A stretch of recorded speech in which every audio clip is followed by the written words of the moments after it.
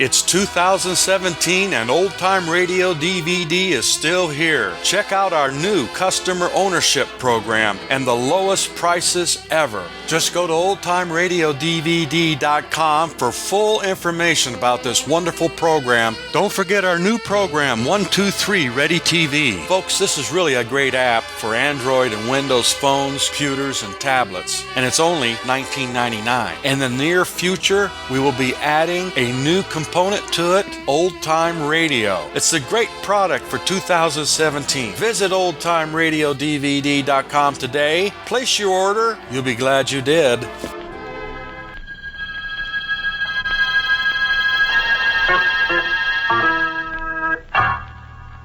This is Bela Lugosi welcoming you to Mystery House. Mystery House, starring Bela Lugosi. Mystery House, where live again the stories of the greatest mystery theater the world has ever known, the Grand Guignol of Paris.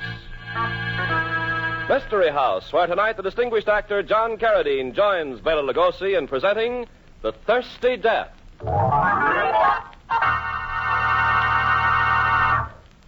Good evening, folks. This is Ken Carpenter. If I sound a little nervous, it's not really my fault. I'm usually a pretty steady guy, calm as anyone, but, well, this is asking too much. Bela Lugosi alone is enough to scare you. John Carradine isn't exactly soothing to your nerves, but put them together in a story set in darkest Africa with mad dogs howling in the background and, well, find out for yourself.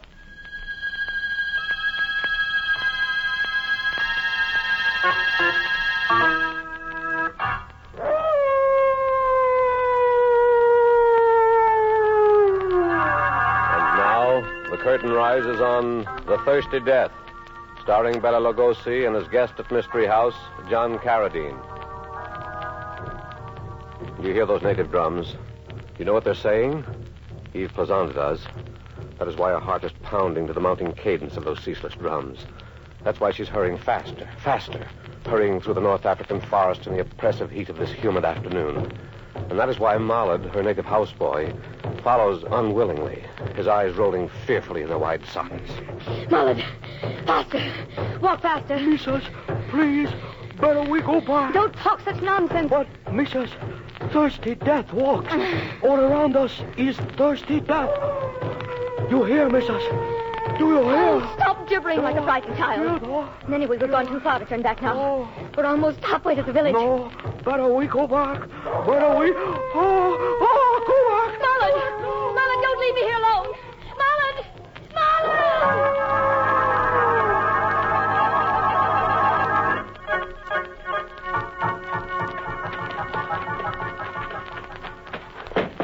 Let me in. Open the door and let me in. Eve, it is you. Renee. I couldn't believe my own ear. Come in. Oh, I had no idea this was your house, Renee. I knew you lived somewhere near here, but... What happened? I was on my way to the village when Mollard, my houseboy, became frightened and ran away. There was a mad dog somewhere near. Well, so I have something to thank the epidemic for, after all. Who would have thought back in Paris that we should meet again like this? Oh, Renee, please. Yes, forgive me. I was so taken away at seeing you. Sit down. Let me pour you some water. Oh, thank you. Here, drink. Not so fast, Eve. You make yourself ill. More, please. Well, will the more be all right, I suppose?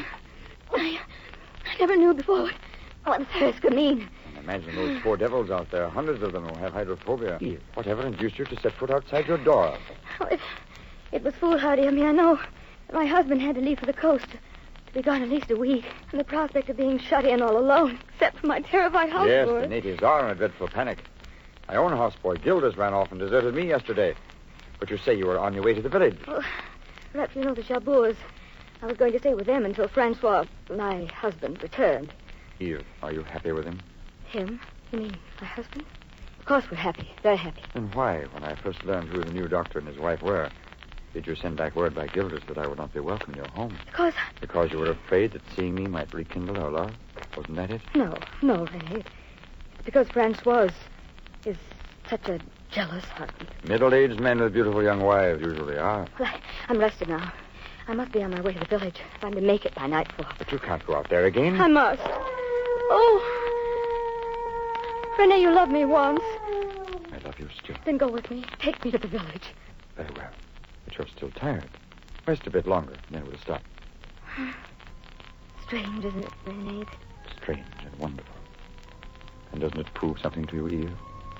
When you sent me away back there in Paris, because your parents wished you to marry this Dr. Poisson, I chose the farthest, most inaccessible, most uncivilized spot I could think of. Yet here I am, too. Eve. With my husband. Does he know that you were once in love with another? With me? With another, yes. I'm not sure. Oh. Those dogs. You said one spine a-tingling. But I'll have my gun, of course. Hydrophobia turned him into such a snarling, howling, frothing beast that they had to smother in between two mattresses. Oh, it's a ghastly disease.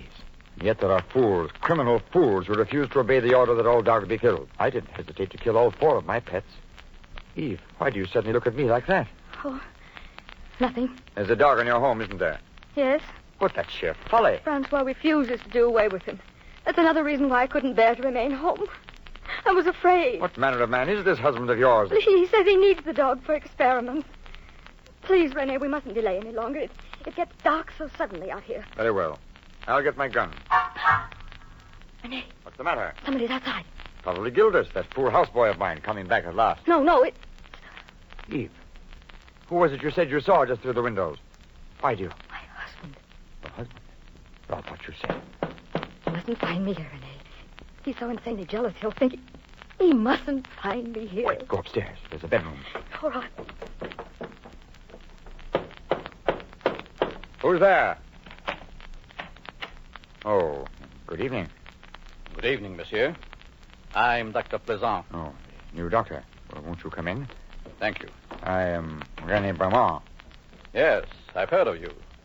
I think that back in Paris we had a mutual friend. You must be mistaken, my dear doctor. I am from Marseille. So, you are an obliging host. To your health, Dr. Poisson. And yours, Monsieur Bremont. Splendid liqueur.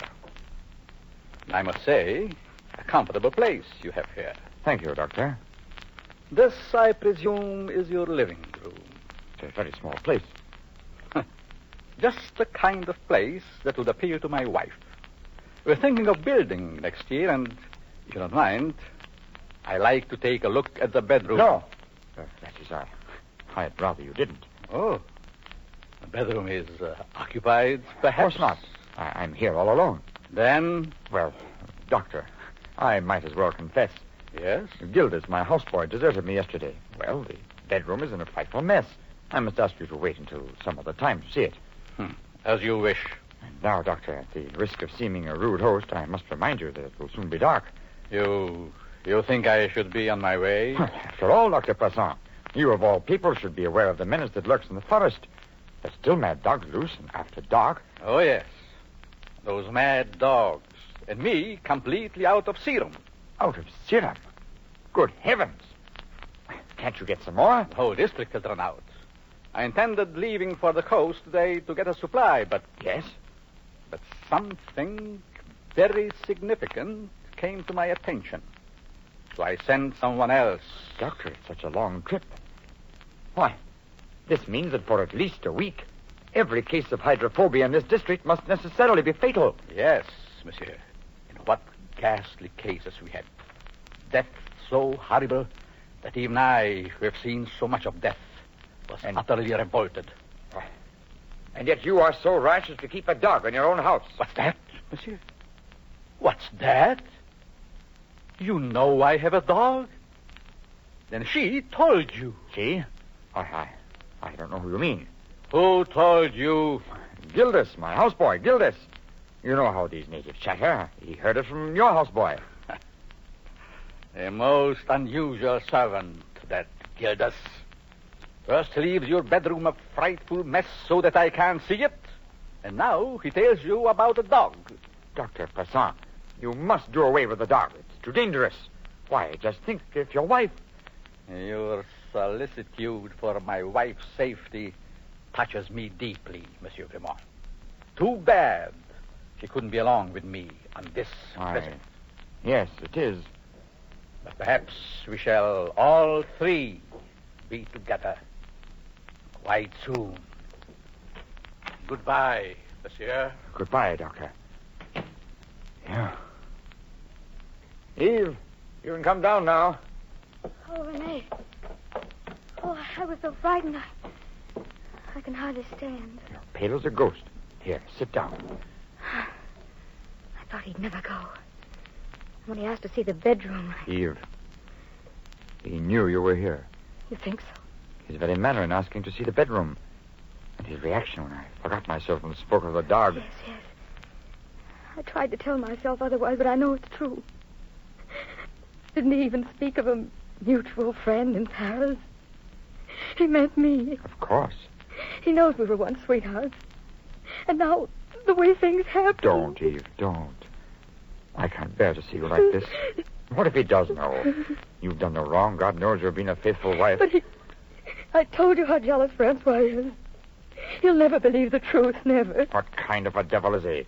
That you should cower and cringe before him. Oh, you don't know what he's capable of. Then why don't you divorce him? You don't love him. You never have. He'd never consent to a divorce. He's told me so. Then leave him anyway. Eve, darling, come away with me. Come away to the other end of the earth. I'll make you happy. I swear I will. Everything we once hoped and dreamed together. Oh, Renee, don't, please. You're only making me feel worse. As long as I'm his wife, I couldn't. Yes. I suppose I knew that. Look, night is closed in already. We've got... Eve, what's the matter? If I hadn't caught you then, you'd have fallen. Oh, it's just nerves. I'll be all right. We've got to start for the village at once, Renee. But you're in no condition to ever make it, Eve. Do you realize how far it is? Yes, but Those mad dogs prowling in the blackness of the But forest? I can't stay here. Why not? You can have the bedroom upstairs. I'll sleep down here on the couch. Do you think he'd ever believe that? I have an idea. Why didn't I think of it before? Some friends of mine, an elderly couple, have a place down by the river.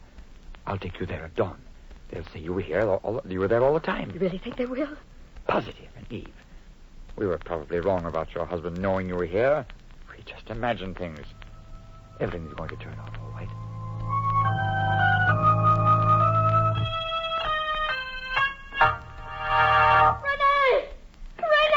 Renee! What is it? What's the matter? Oh, Renee. Oh, I had such a terrible nightmare. I woke up screaming. Poor thing. Why, you're actually trembling. What time is it? Well, as a matter of fact, we'd have had to get up soon anyway. It's just about dawn. Well, then, if you don't mind, I'll go back downstairs with you. I hate to be alone. Sure thing. I'll start writing and fixing breakfast. I had a restless night, too. Wouldn't be a bit surprised if I was going to have another bout of malaria. My head's spinning, and I ache all over. Sit down. I like the lamp. Just too. It's eerie blackness. Ah, here's a match. Oh, there. The light from the lamp makes me feel better already. I can almost laugh at my horrible dream now. Was it about the dogs? Yes, about the little dog Nero that my husband refused to kill. I dreamed that right before my eyes, the dog changed into the shadowy figure of a man. No wonder you woke up screaming. But that was only the beginning of the dream. It seemed to me that I woke up there in the bedroom upstairs, and the shadowy figure was leaning over me. I was so paralyzed with fright I couldn't move. And then what happened? And then I heard this thing go out of my room and close the door. Then it seemed to me that I lay there in eternity, trying to scream but unable to utter sound. Finally, I found my voice. Eve. Renee, you do look ill. I hadn't noticed before how... Eve, I had a strange dream, too. I also dreamed that a shadowy figure was moving about in here. No. Then I dreamed the figure went out and barred the doors and windows from the outside. Renee, look. The windows are barred. Yes. Quick. The door, test it. Well, we must still be dreaming. It can't be. It's true. The door is locked and barred from the outside. Whoever you are there, open the door. We've got to get out of here. We've got to get out of here.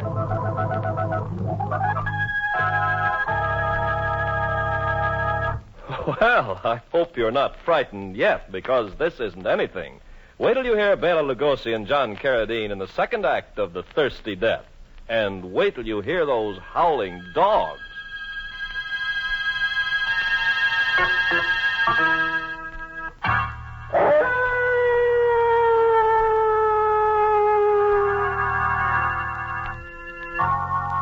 We left Yves Plaisant and Rene Bremont beating senselessly on the barred door. The barred door which keeps them prisoners there in the Sieur Bremont's lodge, remote in the North African forest. As we return to them now in the ghostly dawn, they are still hammering their fists on the door in a fit of panic, still shouting hopelessly for help. Stop, Eve! Stop! Stop it, Eve! We're behaving like panicky children. We've got to be calm. We've got to think this thing through like rational human beings. Calm, Rene. Rational? Yes, of course. We wake up and find the door and windows barred from the outside. Now, was that any reason to give way to terror? Shadowy figure, Rene. He must have had a purpose. A ghastly purpose. Nonsense. He only existed in your imagination. And I dare say you transplanted him to mine. For all we know, Gildas may have done this just as a joke. You don't really believe that, Rene. Certainly I do. Or if it wasn't Gildas, maybe it was some native with a twisted sense of humor. Oh, Rene, we've got to get out of here. Naturally, and it shouldn't be very difficult if we use our heads. Now, let's see. Why, of course. I have a hatchet over here in the drawer. Oh, Rene. Gone. Rene, he took it. Whoever locked us in took it. Now, don't get hysterical again. I can always fire my revolver, and maybe it might help that way. Oh, then hurry. See, the cartridges are over here in the other drawer. No. Cartridges. They're gone, too. Yes, they're gone, too. Rene, the door. Somebody's there. It's opening. Dr. Francois. Plaisant. Good morning, Monsieur Bremont. And Eve, my dear wife. Aren't you happy to see your devoted husband again? You locked us in, didn't you? Yes, it was you. Stand where you are, monsieur. I shall feel impelled to use my gun. Dr. Plaisant, what sort of comedy do you think you're playing? A romantic one, but only as a supporting player. I'm sure you'll be the first to admit that. Oh, no, Francois. It isn't true what you're thinking. We can explain everything if you'll only give us a chance.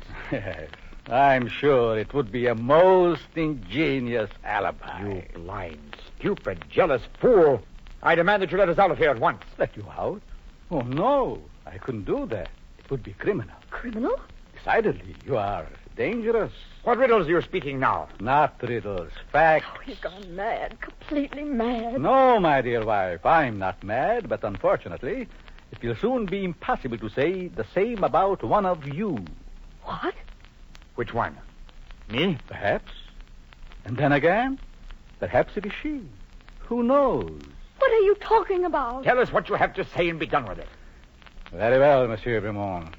Remember telling me that I ought to have killed my little dog. What about it? I have been forced to follow your advice, monsieur. You see, the dog had become rabid. Oh. But what has that to do with us? Patience. What will interest you particularly is that last night, after I killed the poor dog, I filled my hypodermic needle with its saliva. With its saliva? Yes, its saliva, brimming with hydrophobia. And then I came back here. Came back all the way through the forest. Came back with my hypodermic needle. And it was really you. You that I saw leaning over my bed. And then you injected the needle into me. You monster! You infected us both. No, not both. Just one of you. Don't you remember my saying? Oh, which one? Which one did you infect? Was it me? Or me, in the name of heaven, man? Very soon you'll find out. But very soon the one who is infected will begin to feel symptoms. You're quite unmistakable, I assure you. First, just a general feeling of sickness, steadily growing worse. And I'm the one. I woke up feeling ill. And what about me? I thought it was malaria. Next will come that awful crucifying thirst. And then the final stage, the transformation into a snarling, frothing, howling beast that will bite and tear and stand back, Bremont, or I shoot. Dr. Plaisant, by all that is holy, I swear that we are innocent. Oh, yes, Francois, yes. Have you no mercy? I have only advice. There in the drawer, where you failed to find the hatchet, I left a knife. A knife? Oh, it's not sharp enough or strong enough to tear open the door or window bars. However, when the mad person attacks the healthy one, the knife will prove useful. Goodbye.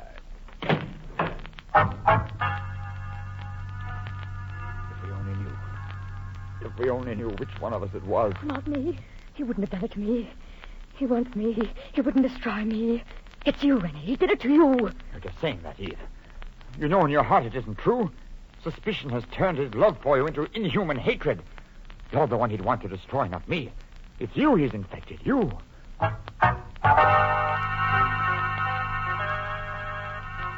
First, just a general feeling of sickness, steadily growing worse. General feeling of sickness. Steadily growing worse. What he said. What's that you're saying, Eve? Renee, there's no longer any doubt about it. It was me that he infected. No. It was me. Just as he said, the symptoms are unmistakable. Why should I lie to myself or you any longer? I'm the victim. You're sure, Renee? You're positive? Would to God that I weren't. General feeling of sickness.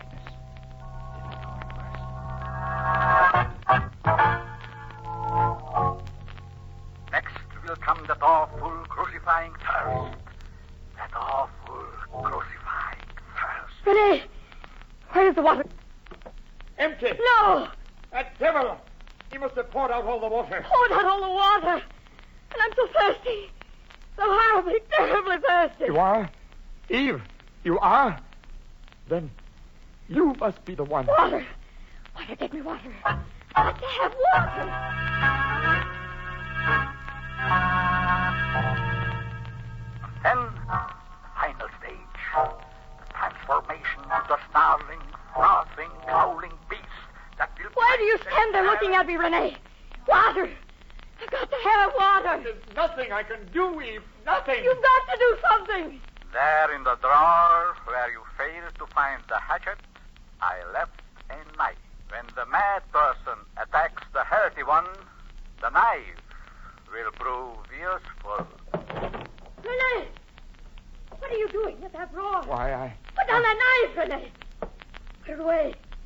Put it away. Do you hear? Eve, stay away from me. I warn you. He's going to kill Don't me. come a step closer. Kill If me you with do, the I'll knife. have to use this knife. Let's get We're locked the in here knife. together, Eve, and there's nothing I can do but use this knife. Help! Help! Oh!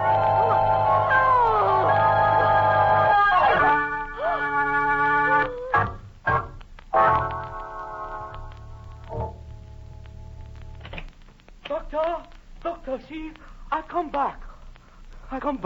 Yes, my lad. You come back. Mrs., where is she? Where do you think she is? The home was Monsieur Bremont, where you took her. Monsieur Bremont? No, Doctor. Molly not take Mrs. anywhere. Molly get scared of dogs. Run away and leave Mrs. all alone in forest. Come back now to say very sorry. Don't lie to me. You took her to Monsieur Bremont yesterday. Yesterday you had probably taken her many times before. No. Tell me, my lord, No. how much did she pay you for keeping her secret? Secret?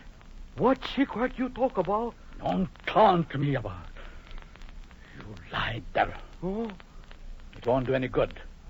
I found her with Monsieur Bremont. who this Monsieur Bremont? Molly not know. If No. you say that once more, I'll flog you. Huh? The game is up. I caught her with her lover and... Molly not know what you talk. Yesterday, Mrs. say go with her to village. On way, dog come. Molly run. Leave Mrs. behind.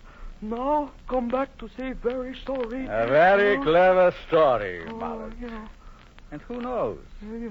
I might have been fool enough to believe it, if not for this. Oh, you get letter. Yes, a letter. Last night, while visiting Monsieur Bremont's lodge, I found it in a drawer hidden under a box of cartridges. It's in her own handwriting. Doctor, what letter say? I couldn't bear to read what my wife wrote to her lover. I haven't read it. But I will now. I'll read it now. Mrs. very good to Molly. Very good to Molly. Doctor, what is it? Why you... Rene, everything that once was between us is forgotten and must forever remain that way. Please, I beg you, never come to see me. And if ever we chance to meet, remember, I am Madame Plaisant and not the girl who... Oh, dear God, What have I done? Doctor, where you go? Quick, Barrett, come. Maybe there is yet time.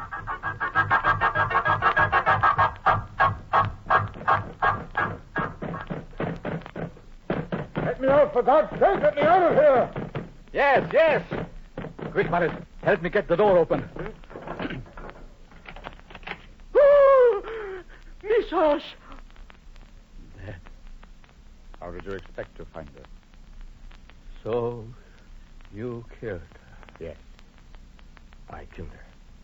I was only your instrument. You gave her that monstrous disease. Eve. Eve. Look at her now. Your wife. Your beautiful young wife. You and your hypodermic needle. You made her into a frothing, howling, biting... Listen to me. It's true that the blood is on my soul. But she was not a victim of hydrophobia. All that about that hypodermic needle, I made it up.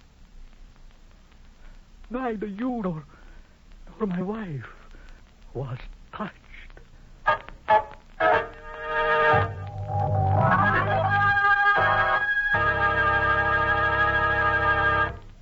Ladies and gentlemen, that was The Thirsty Death, starring Bela Lugosi and John Carradine with Lorene Tuttle. What's the matter, Ken?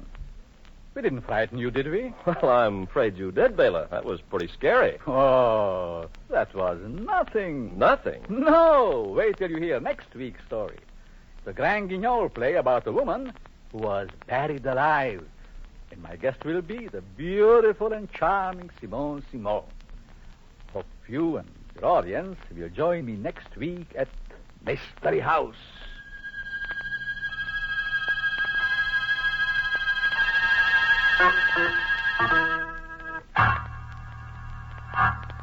Bela Lugosi is currently being starred in a series of Mystery House pictures at Universal Studios. You'll find Mystery House novels on sale at your local bookstore. John Carradine will soon be seen in the title role of Bluebeard. This is Ken Carpenter.